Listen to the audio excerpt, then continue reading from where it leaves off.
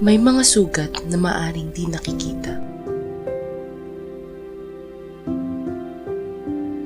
May mga pag-aalinlangan na maaaring di napapawi.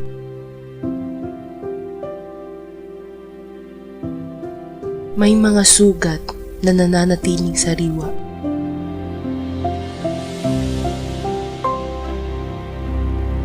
Mga kahinaan na tila nakatanikala.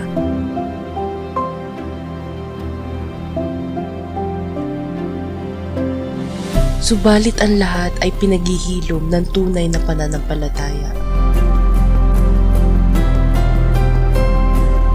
Upang makapagpatuloy pa ang puso.